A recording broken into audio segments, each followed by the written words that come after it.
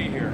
And great to see the unit flying again. But let's talk about the configuration of this aircraft. This isn't something we've seen in a flying program before. No, what you're seeing today is multiple sensors as it would look on an operational mission. Got signals intelligence on board, which you see in the booms that are on the wings. Those are not fuel tanks, but actually it takes the information that comes into the airplane and puts it through the satellite architecture to a ground station where they can disseminate the information to the appropriate commanders.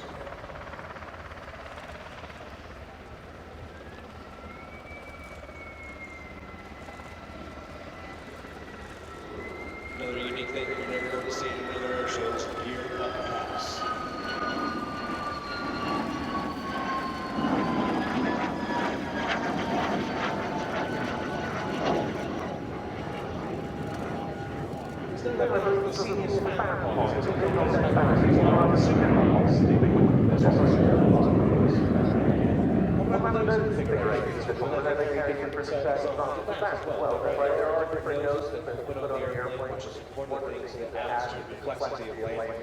Sometimes the nose is longer than it is in other missions. So with the EOIR, the electrical optical infrared imagery sensor on the nose, it's a bit shorter than what one would see with the synthetic aperture radar. It's a much longer nose. When you fully land the airplane with synthetic aperture radar, you can't see the runway because the nose is so long until as it goes down like a tail wheel that it completely hides the runway, which is why the officers there to assist in landing. Yeah, so let's talk a little bit about that. It's just the Dawn Charger that's used as the chase out, the interceptor patch. That's what we use with the police in the United States. Yeah, that's right, Dawn Charger. Yeah. So just explain what's going on here. So today, we just saw the normal takeoff being brought around to the gear up pass, which, as I said before, is something you're not going to see in any other air show, typically leaves your gear down. After gear up pass, we're going to a high ease, so we get no flap, simulated flame out approach. So what's happening now is the pilot simulate that the engine has failed and allows the hydraulics, which aids in drag the airplane. Now, while the aircraft is in mission fit for this demonstration, I'm expecting that the pilot is not in mission fit himself. He's wearing the cockpit. Because the pilot is going to be going to our astronauts today, he will not be in the space suit, but he'll be in just a classic flight suit, so he'll look like a real pilot. Unfortunately. So the profile that you're seeing now is what the U-2 would be doing if it had actual flame out. The drag that you're seeing is simulating the drag of the loss of thrust. So really the U-2 is a glider with an engine out, and which is why it would be able to glide from that current position all the way back to the runway. This absolutely incredible design, conceived, as I say, in the 1950s by Clarence Kelly Johnson, the legendary boss of the Skunk Works Advanced Development Project team at Lockheed.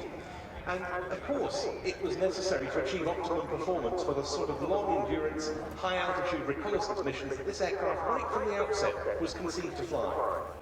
The mobile officer is making those calls and tells the pilot below to how he needs to react. And it's more just a radar that every tell the pilot left and rudder. And there, the seat car entering the runway.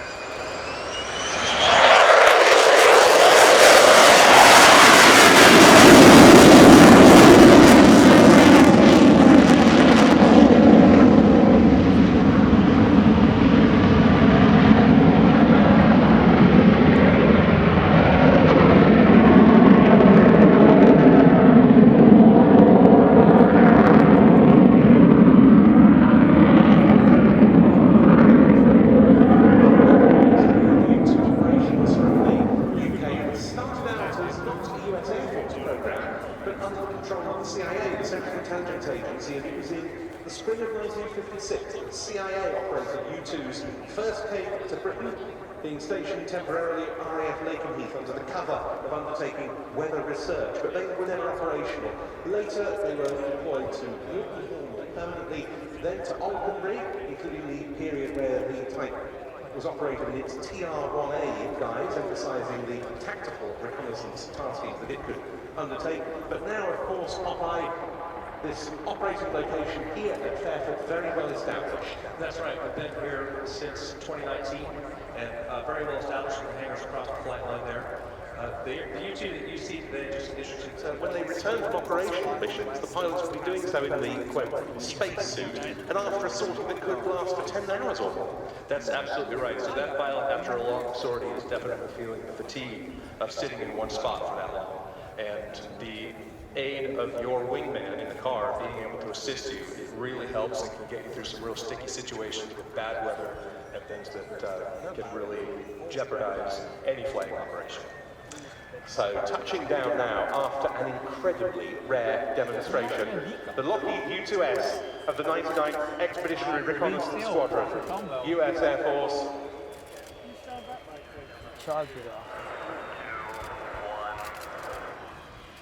And I think we'd all agree, long may these aircraft stay here, Hopper. Long may they drag heavy rain. An aircraft that has outlived so many of Kelly Johnson's other creations for the Lockheed Skunk Works. And justifiably so, such is the capability it continues to provide. So the aircraft rolls past here. What's the tail arm we can see of it? The tail that we're seeing is the 99th Expeditionary Reconnaissance. So one staggered fit in the second part. That's right, the main airplane is usually used for power operations, so we're in static anchor, because it's going to take a look at that.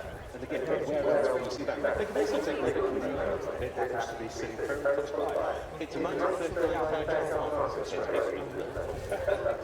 The 3-2S.